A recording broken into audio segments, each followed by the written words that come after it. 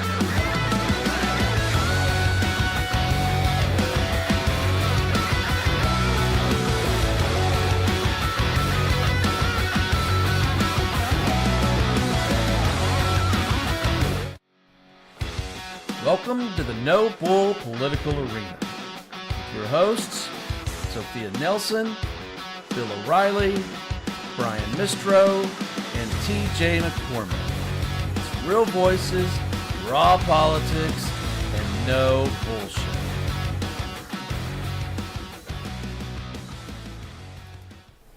Hello, everybody. Welcome to Thursday Thoughts. This is the newest show for the political arena. We're going to start running this. I'm Brian Mistro, and here with TJ McCormick and good friend Bill O'Reilly. And I'm just going to describe just a little bit about what Thursday Thoughts is. And I know we've mentioned it on some of our shows, but what it is, it's a kind of almost a policy discussion or a deep dive into the things that are affecting Americans.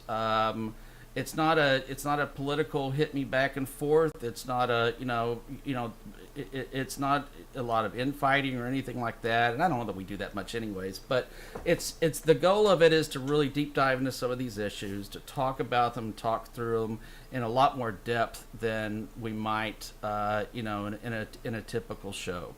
So,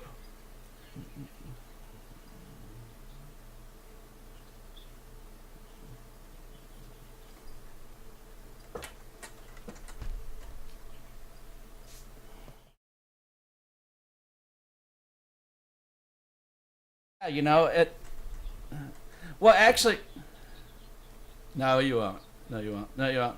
Hey, we're gonna have fun with it because, and I'll be honest, Bill. I remember one of our shows that we were talking some of this policy stuff and deep diving. I can't remember what it was, but you said I really enjoy talking about this kind of stuff and I'd like to start doing it some more. And I was thinking, well, let's do it. Let's do a show on it, right? I mean, let's make that a show and for. No. Absolutely. Absolutely.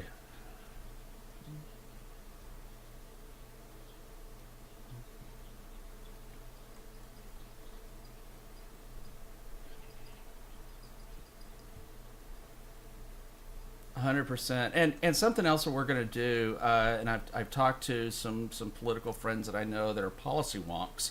That's not me, okay? that's that these people are a special breed but they know this stuff, and we're going to start having them on the show. There's one gentleman I know. His name is Adam Garfinkel. He and I have talked. Do you remember Adam Garfinkel? Yeah, from the Bush White House. Yeah. Colin Powell speechwriter, I think. And so we'll have him on and some other folks that can really deep dive in some of these subjects. So let's hit it up and let's have some fun with it. Let's start here if we can. And Bill, you brought this up and sent it to me, and thanks for letting me know. So Trump makes major changes to retirement plans, and the order could impact 56 million Americans. I'm gonna hand it over to you in one quick second. Uh,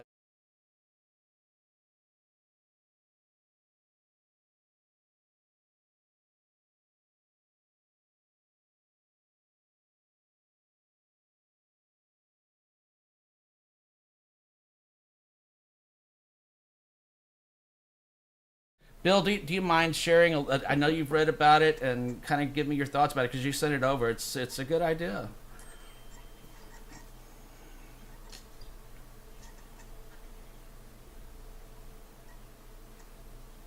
Hmm.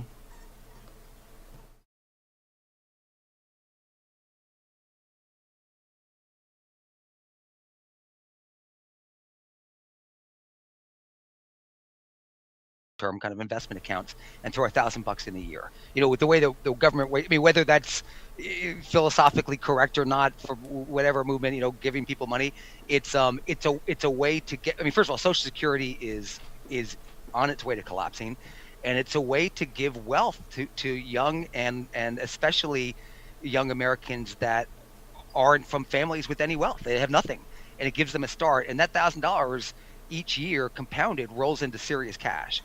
And so that's the basic idea. And again, who cares who came up with it? I'll give Trump the credit for it, but it's a good idea. I go back, Brian. I remember when George Bush was proposing, was proposing that 5% of Social Security go into the stock market, and that was whatever early 2000s, Right. and it was like attack, attack, attack. Everybody attacked it because it was George Bush's idea, and he was very unpopular with the Gulf War going on and that kind of thing. If we put 5% in Social Security back then, Social Security would be bailed out by now. Yeah. We would have been fine. We would have been fine. But everyone hated the idea so much because they hated that president at the time.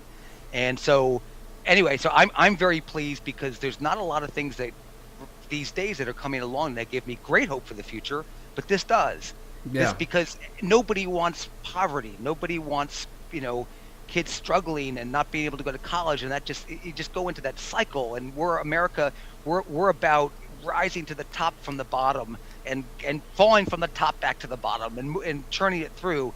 But it's not happening enough, and I think this can help kickstart that. So I think it's a wonderful idea, and I'd love the Democrats to get aboard that. And I'm not blasting them for being Democrat. I'd love the opposition, whoever the opposition is, to get aboard. They won't, but maybe this thing can. Why would anybody be against that? That doesn't make any sense to me because it helps out people that otherwise would not have the capability or the money or whatever to be able to to invest in their futures. Now it's not a lot of money. I think they cap it at. I think you have like a salary cap, and remind me if I'm wrong, Bill, but it's $1,000 a year that the government will match into a, we'll call it a kind of an IRA. Yep. And why would you be against that? Okay, I mean, that doesn't make any sense. What do you think about it, TJ?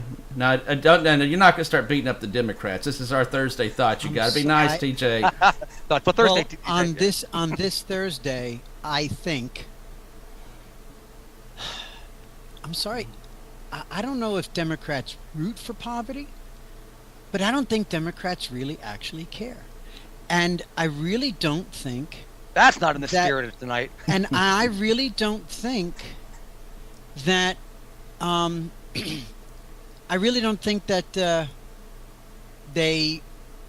Well, Bill says, who roots for poverty. It's not really their business model. To have people independently on their own and set up. I think it's the antithesis of where Democrats live.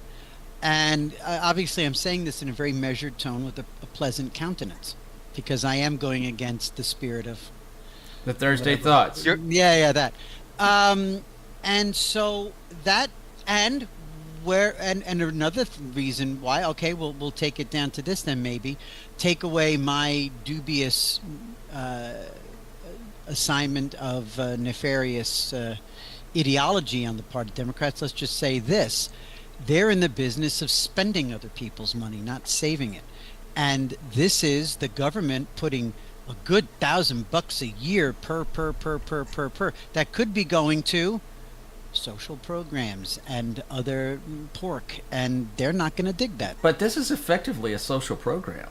I mean, how do you view it differently than a social program? It sets up because it is a handout. I'm not because gonna, it is a handout. I'm not going to defend Democrats. I don't doubt that there's going to be people that are against it just because Trump did it. Okay, I agree with that. But I don't understand why the hell anybody would be against this. It just makes sense, and it's not a lot of money. And it's not. I mean, considering what we're about to move to in 5 seconds, which is the national debt, Exactly. It's not a lot of money. I mean, for what we're doing. So with that in mind, actually, Brian, can I just tell a quick anecdote? Yeah, please do. Story. And again, being not trying to bash anybody, but in this case it was Democrats because I worked on the GOP side, and so it's just through my experience that Democrats did stuff. So in the early 90s, late 80s, whatever it is, a guy named Colin Ferguson got onto a Long Island Railroad train and shot it up with a AR-15 or something like that. Yep. And it was a major freak out. And his wife ended up being elected to Congress for a couple of terms as a result. The victim, one of the victims. So I was working in a constituent office for a state senator, and I noticed that these people with mental illness, with severe mental illness, and being mentally ill doesn't make you any more dangerous statistically, but there are some people who really are a problem. They would bounce from constituent office to constituent office, and they'd come in, and it was a lot of schizophrenia. It was a lot of they come in, people are following me, the foil hats and that type of stuff. And the constituent offices would try and basically get rid of them politely and say, usually they weren't even constituents, but they'd say, this is all we could do. We can contact your senator, or we could do this, or here's the social service thing. And you try and get them out the door, basically. And then they go to the next office, Colin Ferguson had done that. He had been to like 30 different offices in my building, like bumping the state assembly, state senate, member of Congress, that kind of thing.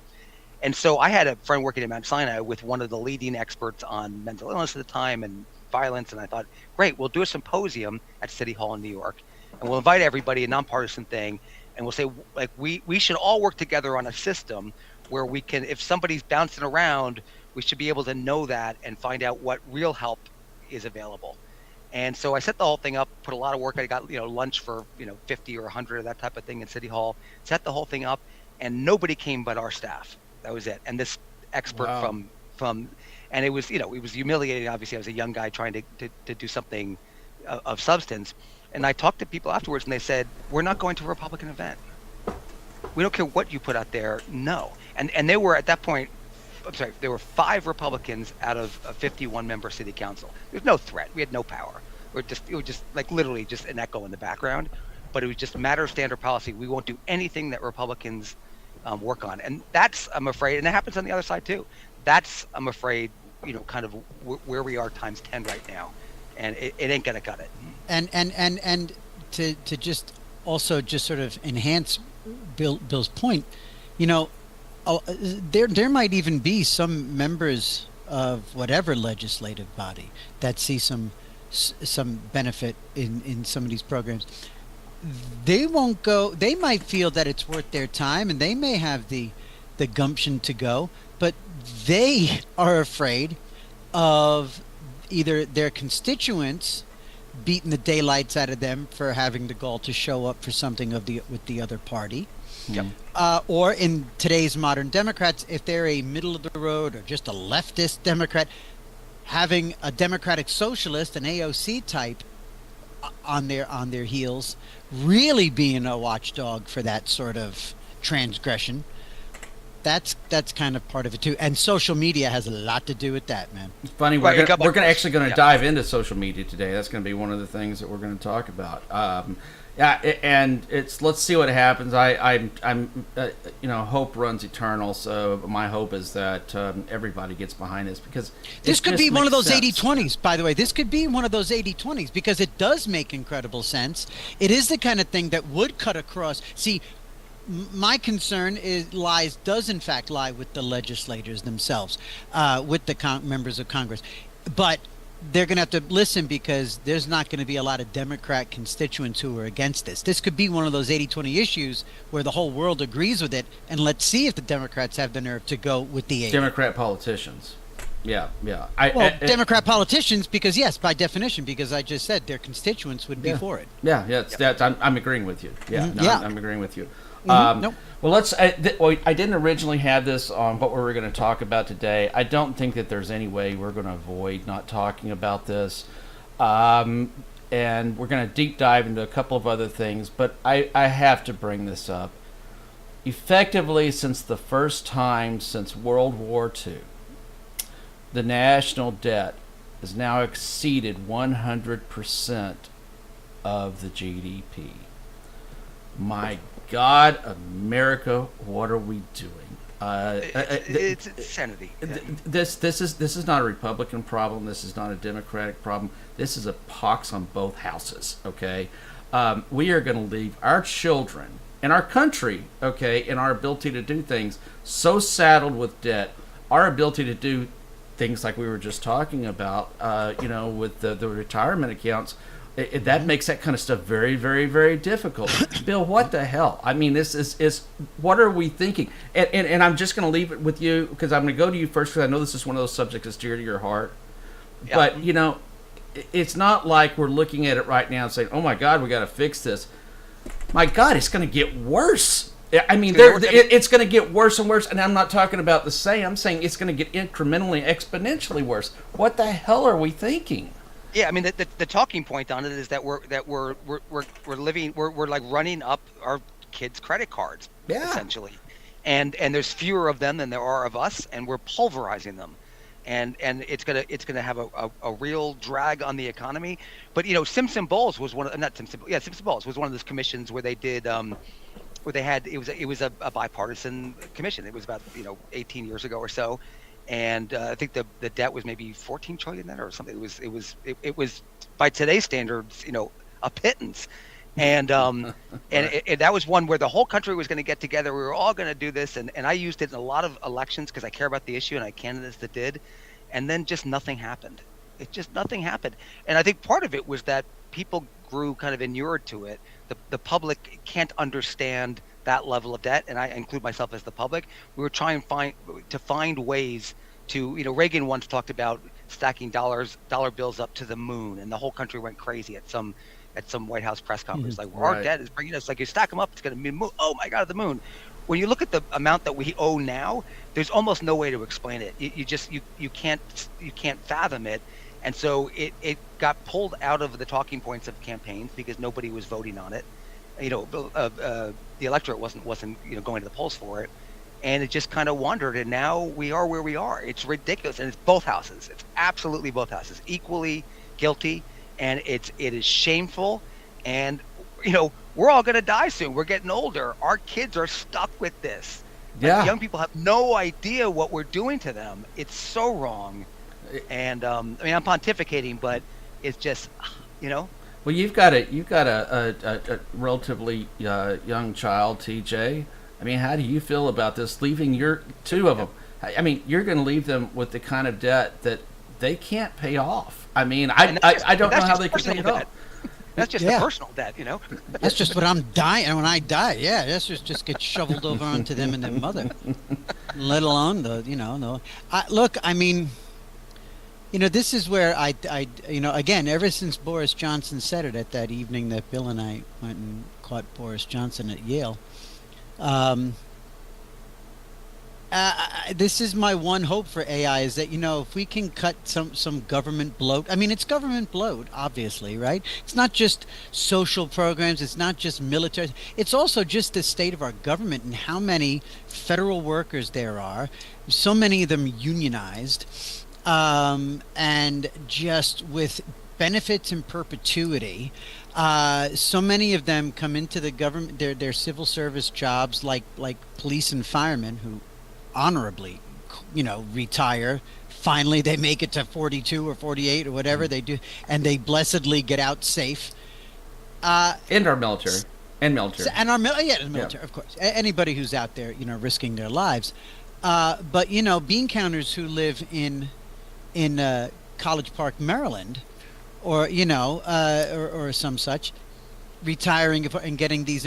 that's the kind of thing that also we have to cut. It's not just massive pork Yeah. programs. It's this ridiculous bloat. And what Boris Johnson said was that, that's actually one of the potential benefits of AI. AI could easily do the job of just internal revenue, for example.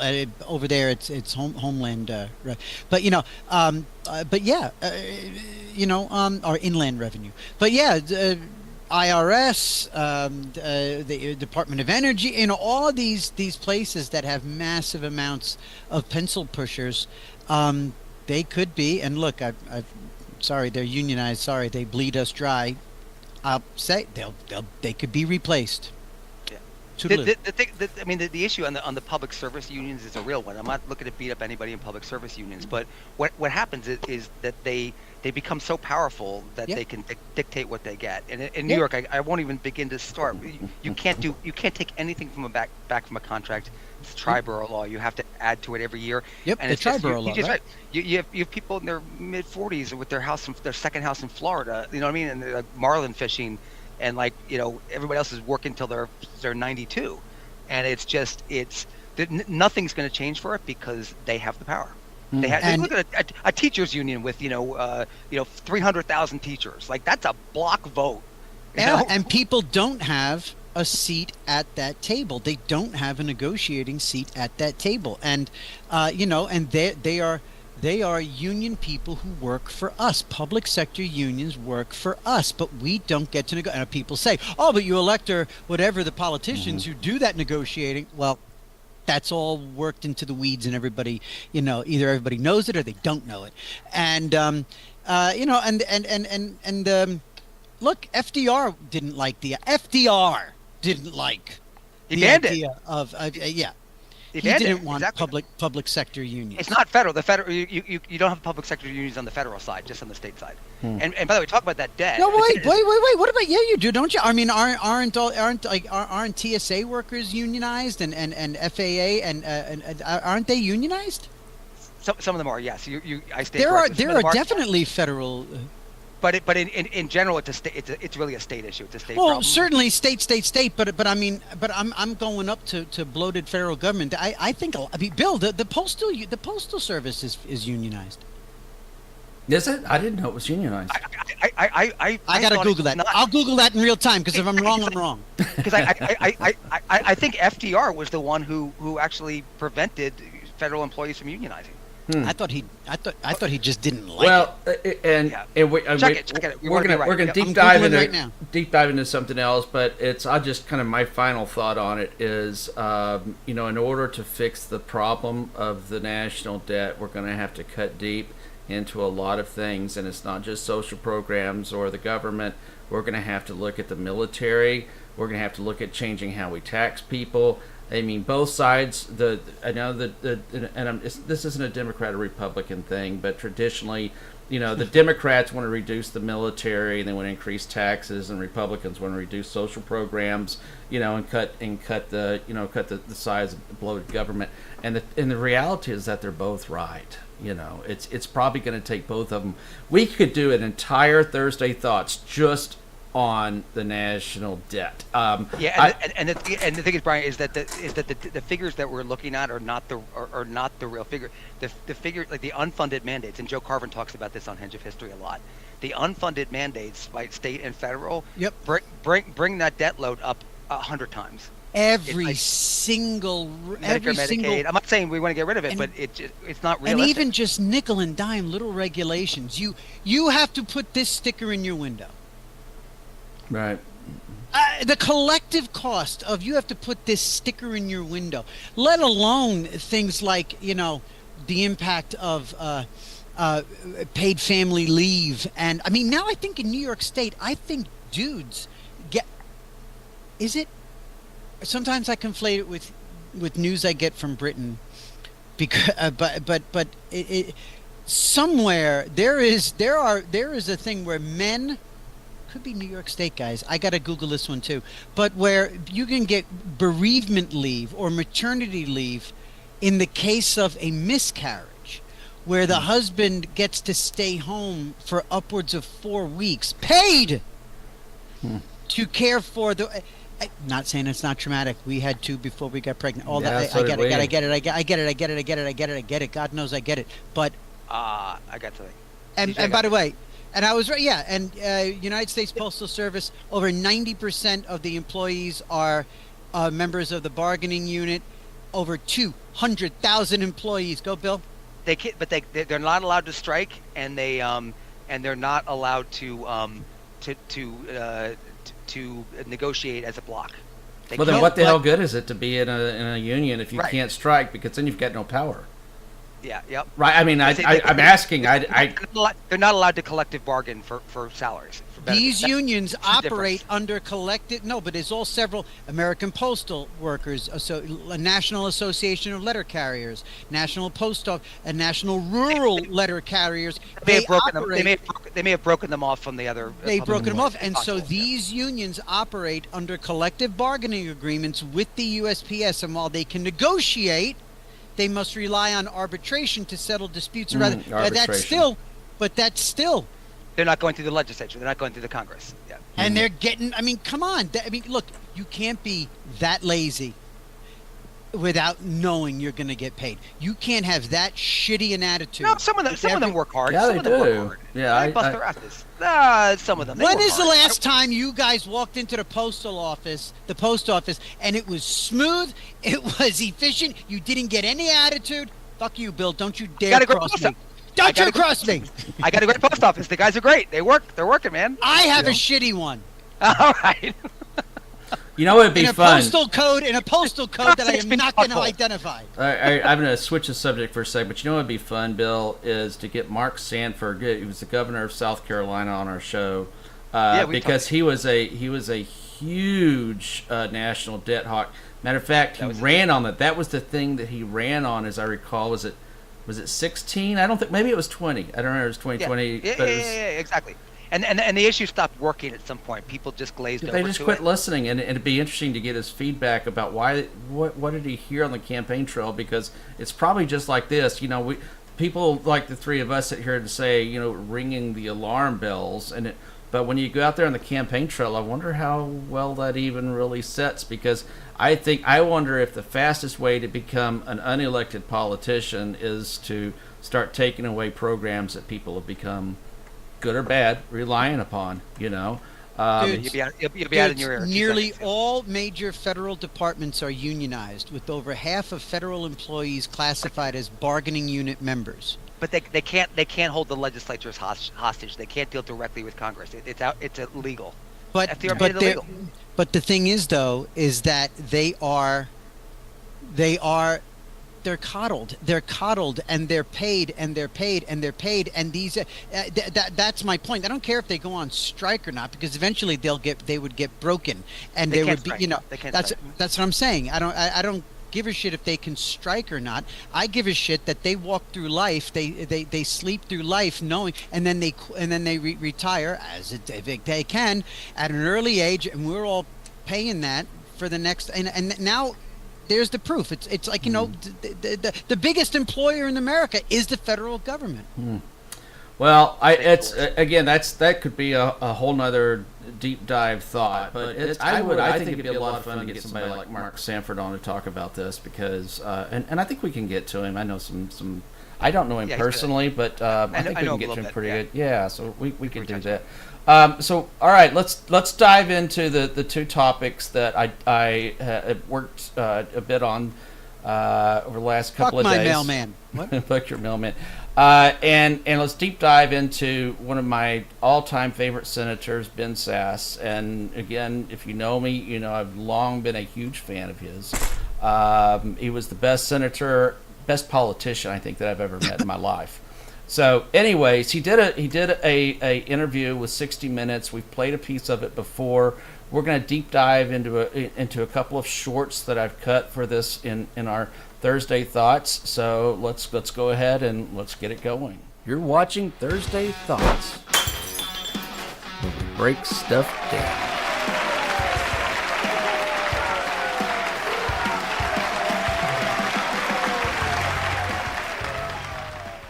But when voters look to the Congress today, what picture do they see? a lot of self-serving, a lot of hyperbolic language but limited substance, all hat, no cattle. Let's grandstand and pretend if you don't pass my piece of legislation this Tuesday, or if I don't demonize somebody on the opposite side of the political spectrum, the country's going to come apart. The public knows that the challenges we face are actually a lot bigger and more interesting than anything legislation can really touch. What I think historians will think 50 or 75 or 100 years from now when they look back on our moment is that politics weren't really very important. We're living through a technological revolution, which is creating an economic revolution. Let's be clear, we're the rich, middle class, median Americans are the richest people any time and place in all of human history. And yet the economic revolutions that we're living through are unsettling culture and place. And so people are incredibly rich at a material level, statistically, and yet we're pretty impoverished spiritually and communally in that we don't have thick community. We don't know our cousins. We don't know the people who live 2 doors away from us, and we don't feel like we're in a common cause with people right now. And politics wants to trivialize that by screaming there's some bad political actor somewhere, and if only that person were ripped out of the public square, politicians could fix all this. No, neighbors are going to have to fix this. Amen.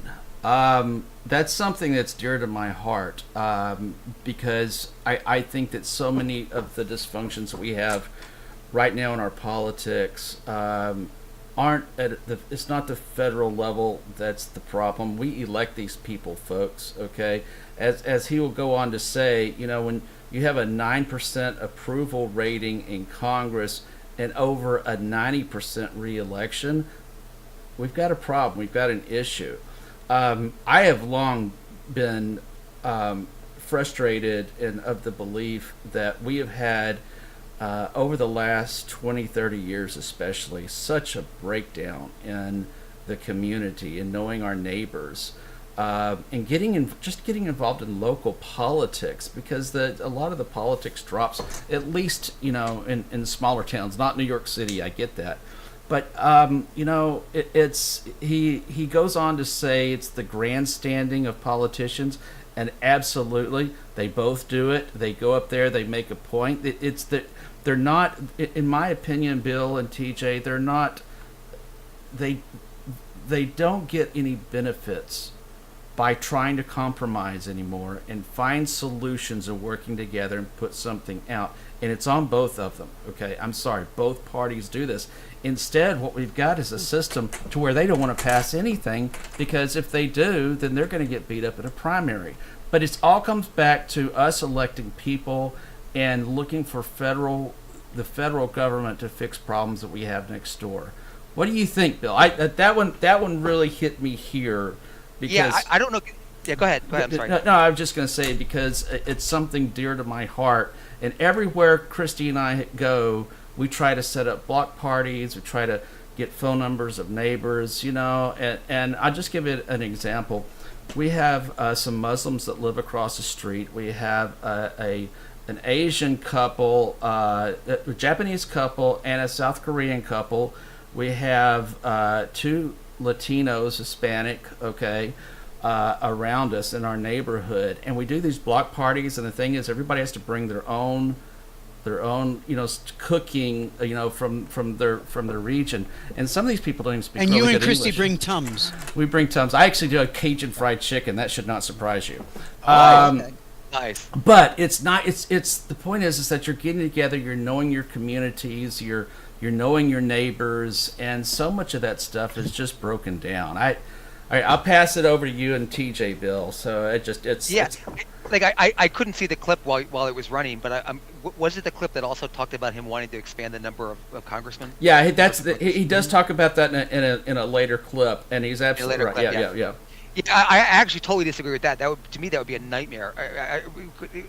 One more congressman, and I'll jump off my roof. You know what I mean? like seriously, like what has to happen is that we need to go back to a federalist system that we originally had, and 90% of this stuff needs to move back to the states. Yep. Like we say, the Republicans are trying to close the Department of Education. It's not you don't care about education. You think it could be run better by the states. Yep. You know what I mean? Yep. That basic idea. But Sass on talking about community, he's absolutely right. And this this is why I love the Thursday idea, is I don't have the answers. I made every wrong mistake. I have 3 daughters, 2 stepdaughters that I got very young, and I wanted to be the swell, and then my daughter wanted to be the swell, and I got them phones. This is pre apps and the rest of the stuff. I got them cell phones, and I convinced myself, well, they're walking back from school. We want to make sure they're safe, and I've got this. It's good for us too. That kind of thing. And by the time we got to my 3rd daughter, my youngest daughter, it was just all consuming, and nobody goes outside. Their friends weren't meeting. There's no stickball outside. We know what the effects of social media and the kind of the takeover the digital world has had, but the effect on children is we don't know how bad it's going to be. We won't know for probably a few decades. But they don't read anymore. Like a lot. Like, I'm not just trying to complain. I'm trying to think it out. Like, where do we go? You can't slow. I'm not a Luddite. You can't just shut down technology. No, It's you're the always- opposite of that. You're I try and use the newest stuff, and I like technology, but we're running down a path of technology that is creating massive social problems. And one of the ones, and I won't go too long because to give you a chance, TJ. But is kids aren't dating anymore. They don't date. Right. They don't pair up. They don't marry, and they don't have Don't have children. kids. He talked about And that. Yeah. The effect of that is extraordinary. It's I said South Korea was going to drop from 50 to 25. It's from 80 to that number. That was the estimate. You're just seeing it's worldwide, and you're going to see cities close, and it's already schools. I mean, how many schools in America have consolidated school districts? It's like there are not enough kids to put in the school, and at the same time, by 2050, you're expecting the number of people 60 plus worldwide to double. So you've got double the expense for this very small population that's coming up that has to pay for their retirement, for their services, for the senior stuff, for Medicare, Medicaid, all that kind of stuff like that. We're putting more and more debt on fewer and fewer people, and then we're wondering what's wrong with kids today. And I don't have an answer. I blew it. I put my kids right into social media and You know what, on though? phones at least. You can say that you blew it, and I was the same thing. We did the same thing, and I regularly say it. I won't go into reasons why, because it's personal. But we've seen that we made mistakes, and it's absolutely connected to the social media and the phones. But because I'm always looking for an opportunity to sleep with a clean conscience. But I'm saying this after hearing Bill talk. As Bill was going on and on about, sort of where he went wrong, because I went wrong in the same way. We didn't know exactly what we were doing. Nobody did. It's not like you handed No blame. these. There's It's no not like blame. you. Yeah. It's not like you handed over, or I handed over these phones and let them. At this stage of the game, I think knowing what we know now, it's like smoking. You start smoking now, fuck you. All right. If you're a young parent and you have a child who's like 7 or 8, and you go get them a phone loaded with apps, fuck you. You're getting everything you deserve. I think that I was slow to try to slow it down, and it was purely lazy and wanting to be the swell dad. But and a little bit of the train left the station. I just got to try to mitigate the damage. Right, because you want them to keep up with their peers. Because Like, he was like, exactly, yeah, right. And there is a benefit to it. And anyway, all that being said, you know what? Everything you just enumerated there, Bill, at the end of your commentary, checks a few boxes. And again, I'm not being a jerk. I am advancing, I think, the conversation. Checks a lot of leftist boxes. And I'm not saying that I'm not coming at this with How do you mean? Yeah. How does it connect with lower the birth rate, lower Earth population, dependence on the government. Again, these might sound like what a tinfoil hat would say are the goals of the left, but I hear the left talking about overpopulation as a climate problem. I hear the left, I know for a fact the left wants people to be dumber and slower and dependent on the government. That's just is what it is. Yeah. And go ahead.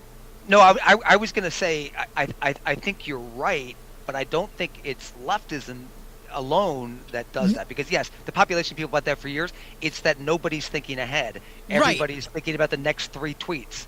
Yes, And exactly, without a doubt. But what I'm saying is I think this could be dumb luck. I think the left may be kind of taking stock of what is happening. Everything that you just mentioned, that list is, I can't help but think that there is some, like, if somebody was running, some scene in a movie where some guy wants to go and break up a fight, but the other guy grabs him and says, let them work it out, and wants to see the fight. I wouldn't be surprised if there's some Democrat politicians out there, some leftists saying, the birth rate is dropping. Shh, let this No, play. I agree. Yeah, you Let get this the play Paul out. Newman Not and his that wife. Not they that it were all was over that. planned. Again, I'm not pretending that they were so smart that they plotted. I was saying, and by the year 2015, we're going to have these iPhones that are going to be loaded with these things called apps, and the kids, there's going to be a thing called an algorithm. No, I think this is dumb luck. This is a happy accident, and there are some leftists out there who say, let this play out. Right, but I mean, China, for example, by 2040, they're losing 150 million people in population. Now that's not good for them. Now that's not good for them. The population is arguably, it's huge. But after what they did, and no matter what they do, no matter what the government does to incentivize, people are not having children because they don't want to. Like women don't want to. They have full lives and careers, and I'm not blaming anybody. It's just it's the dynamic, and that's what I think we need to be talking about, the dynamics without assigning blame. Yeah, I don't think it's a left problem. I think it's a both sides problem in this, so that is one area where I so disagree do with you. I just say of the two sides, if anybody sees a potential happy accident benefit, it's the left. It ain't the right. I'm not saying that either side is without blame.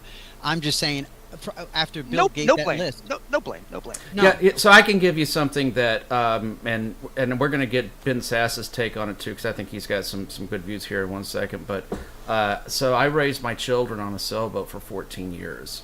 Guess what? The phones don't work. I mean, we didn't have television. We had a television, but we didn't have any internet. So you got to watch the same old Disney movies about 5 times. Well, that gets old.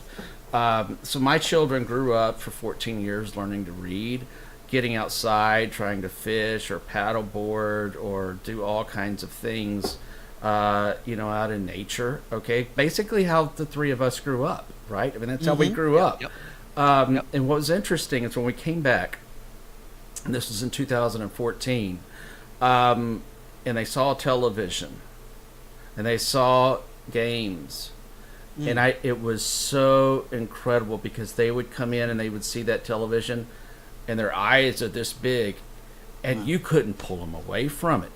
And so your kids would have been, oh, that's old. I don't want to watch that. That's boring. Let's go do something else or play some other game or phone or whatever. I mean, my kids, once they saw it, it was so addictive because they had never seen it that it was hard to get them off of it. And so it's a different perspective, probably one that most people don't have.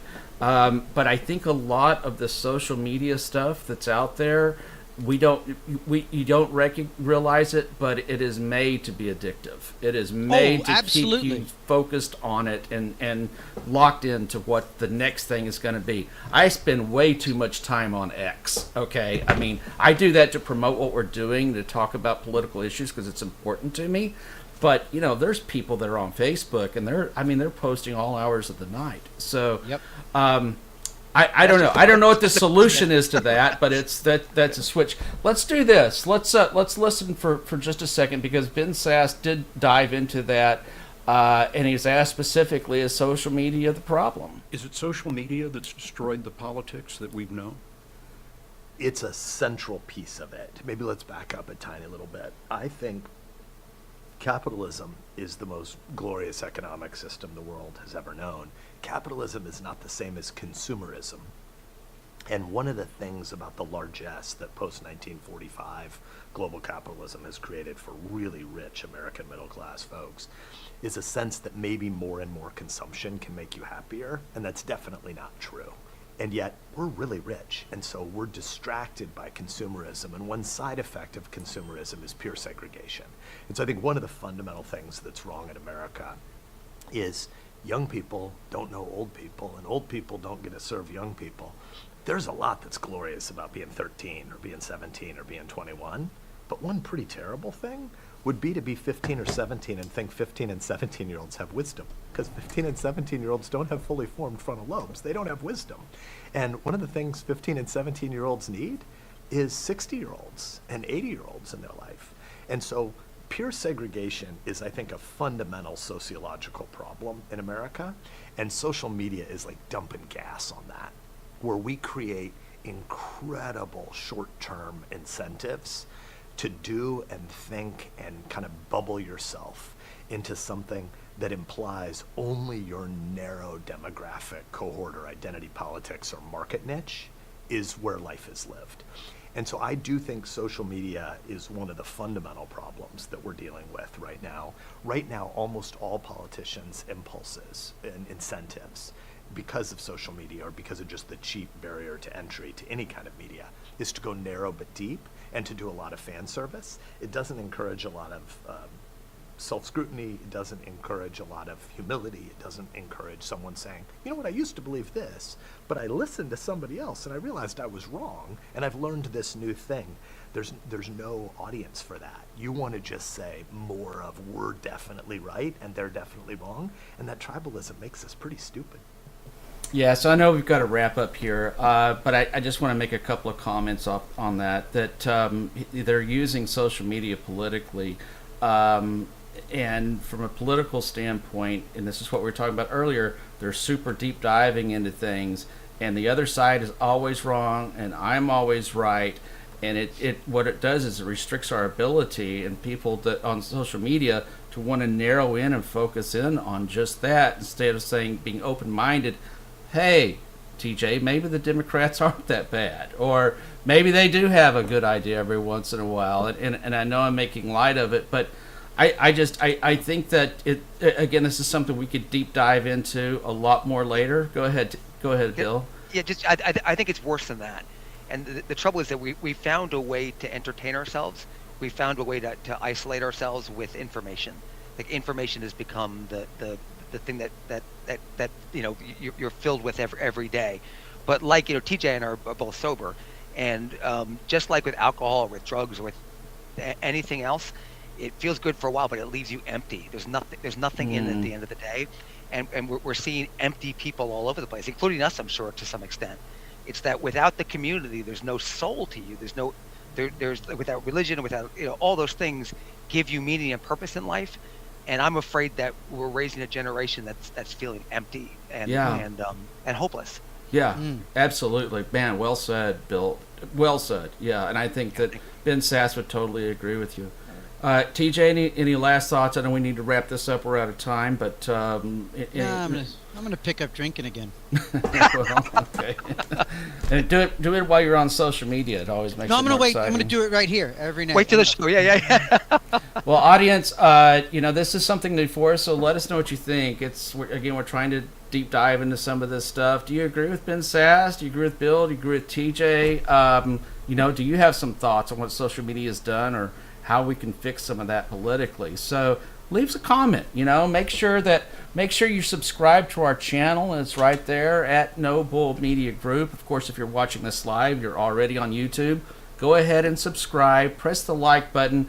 Leave some comments. We will read those on air. So thank you for joining us again tonight, and hopefully you like the new platform of what we're doing. Thanks, TJ. Thanks, Bill, as always, my friends, for some really deep conversations. We'll survive and thrive. We will survive and thrive. We just have to figure out how. That's right. Yeah. Oh, fuck you. All right. We'll see everybody. See you Monday. Thanks, everybody. Bye, gang. Okay, God now. bless. God bless. God bless. The No Bull Political Arena is on all major social media platforms. I guess you really have to Make sure to give us and your host a follow. Hey everybody, this is Sophia Nelson. Follow me at I am Sophia Nelson on every one of my social media platforms. I'm Bill O'Reilly, and you can reach me at Twitter at WFBOR. Hey, this is TJ. Follow me on X or Twitter at TJ McCormack. This is Brian Mistro, and you can follow me on X at Brian_Mistro or follow along on Facebook at Brian.Mistro.